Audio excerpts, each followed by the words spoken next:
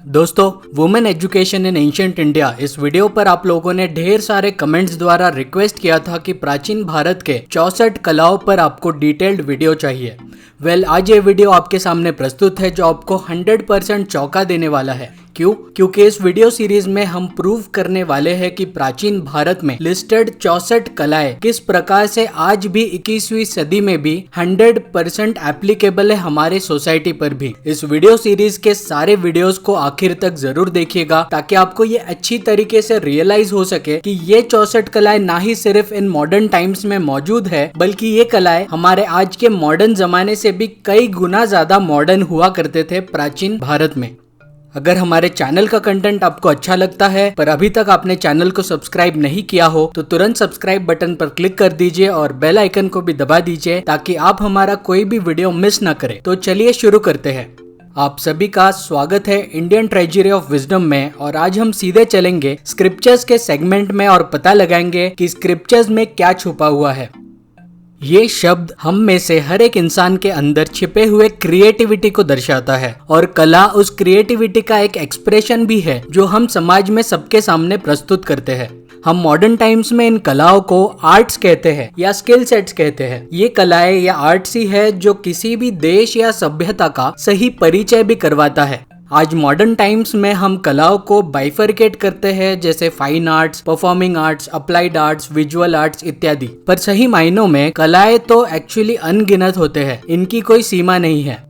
हमारे प्राचीन ग्रंथों में कलाओं की संख्या अलग अलग बताई गई मिलती है अलग अलग ग्रंथों में, पर यह बात बिल्कुल सच है कि ज्यादातर ग्रंथों में 64 कलाएं या फिर चतुष्ट कलाओं का वर्णन मिलता है। जैसे कामसूत्र में 64 कलाओं की पूरी लिस्ट मिलती है। कामसूत्र में जिन 64 कलाओं का उल्लेख है उन्हीं कलाओं का नाम यजुर्वेद के 3रे अध्याय में भी मिलता है। शुक्र नीति और शैव्य तंत्रों में भी कलाओं की संख्या 64 ही बताई गई है, पर हर जगह ये कलाएं 64 नहीं है। जैसे छंदोग्य उपनिषद में कुछ ही कलाएं मेंशन्ड है, वही ललित विस्तार में तो 86 कलाओं का उल्लेख मिलता है। जैन स्क्रिप्चर्स जैसे कल्पसूत्र, औपपटिकम, प्रश्नव्यकरणम में 72 कलाओं का उल्लेख मिलता है।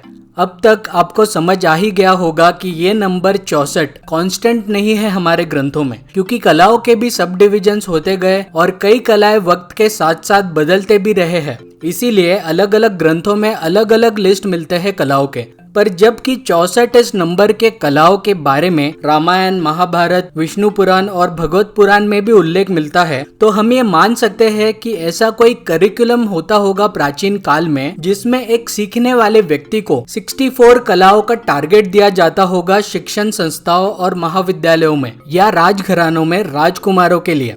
हाँ, ये बात जरूर सच है कि ये 64 कलाओं का लिस्ट वेरी करता है एक दूसरे से अलग अलग ग्रंथों में, पर फिलहाल जो लिस्ट हमारे पास अवेलेबल है उसको डिटेल में एनालाइज करते हैं और पता लगाते हैं कि ये 64 कलाएं कौन से थे और क्या इन कलाओं का आज के जमाने में भी कोई अस्तित्व है।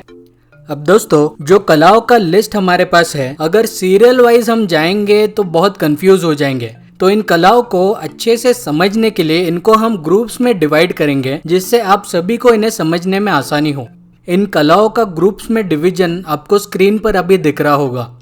तो चलिए इनको एनालाइज करते हैं।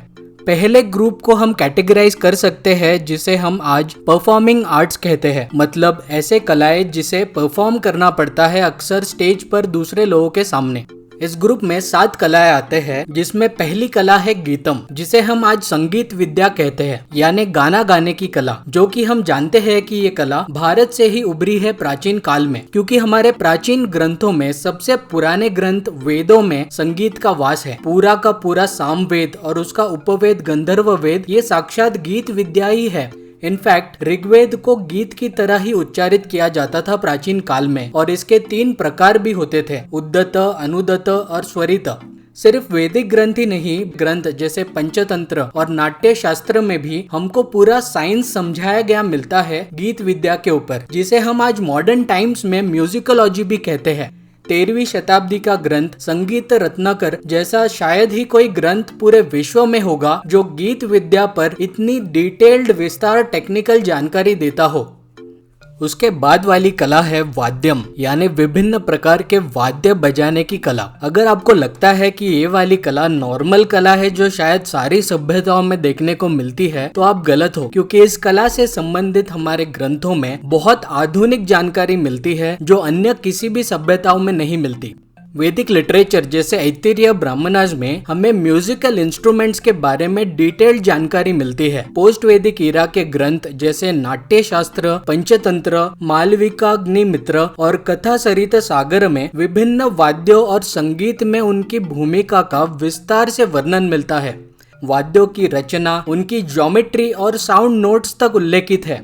इन ग्रंथों को 4 टाइप्स में भी कैटेगराइज किया हुआ मिलता है। पहली कैटेगरी है तंतु, जिसमें स्ट्रिंग्ड इंस्ट्रूमेंट्स जैसे एक तारा, वीणा, सारंगी, सुरसंग इत्यादि प्रकार के इंस्ट्रूमेंट्स आते हैं। दूसरा कैटेगरी था अवनद्धा, मतलब परक्यूशन इंस्ट्रूमेंट्स जो ऊपर से क्लोज्ड रहते हैं और जिसमें बीच में हॉलो होता है, जैसे मृदंग, डमरू, पंचमुखी वाद्यम और डुग्गी जैसे प्राचीन इंस्ट्रूमेंट्स आते थे।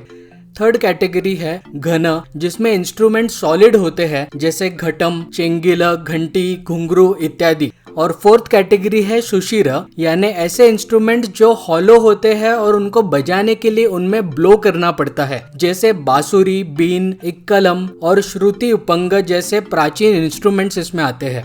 पूरी दुनिया भर के आज के ज्यादातर इंस्ट्रूमेंट्स को अगर आप गौर करो तो वो कहीं ना कहीं इन्हीं 4 कैटेगरीज में आज भी फिट होते हैं।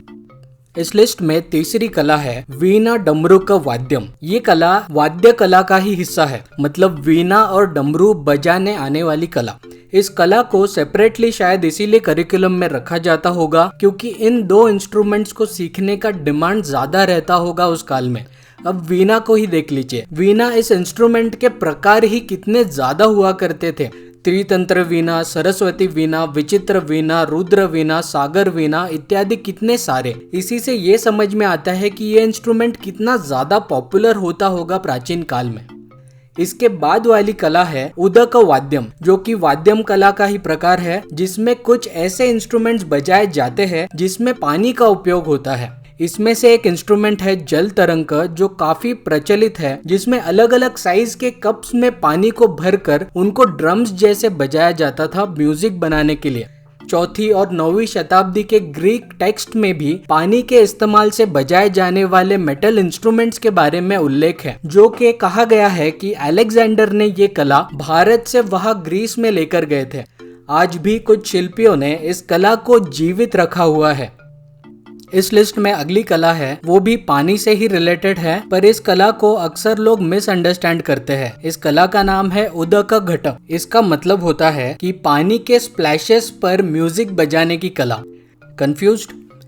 ये वाला इमेज देखकर शायद आपको ये कंफ्यूजन दूर हो गया होगा। मॉडर्न जमाने में आज इस कला को हम फाउंटेन म्यूजिकल शो कहते हैं। ऑडियंस के सामने कोई ऐसा परफॉर्मेंस दिखाना जिसमें पानी का इस्तेमाल होता है और म्यूजिक उसके साथ में इस्तेमाल होता है, उसे उदक घट कहते हैं। जिसमें प्राचीन काल में भी बड़े बड़े फव्वारों का इस्तेमाल किया जाता था, जैसे आज भी हम लोग करते हैं, और उसके अंदर लाइट्स और म्यूजिकल शो हम लोग दिखाते हैं।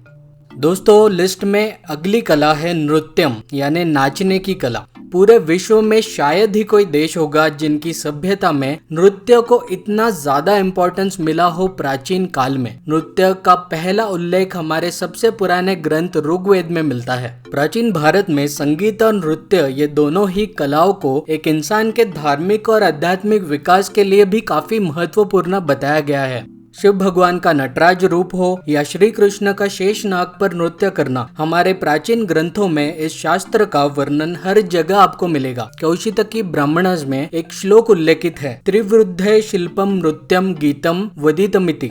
अर्थात कला के 3 मुख्य रूप है, नृत्य, गीत और वाद्य, जिनसे संगीत बनता है, ऐसा उल्लेख मिलता है। मतलब इस वाक्य से ये समझ में आता है कि प्राचीन भारतीय नृत्य को गीत और वाद्य के इक्विवेलेंट समझते थे और भारत के विभिन्न प्रदेशों के इतने सारे नृत्य के प्रकार जैसे भरतनाट्यम, उड़ीसी, कथकली, मणिपुरी इत्यादि इसी बात का प्रमाण है। कुछ सेंचुरीज पुराने साउथ इंडिया में स्थित मंदिरों के कार्विंग से लेकर हजारों वर्ष पुराने हड़प्पन सिविलाइजेशन के इस आइडल तक आपको हर जगह नृत्य कला की झलक मिल जाएगी प्राचीन भारत में।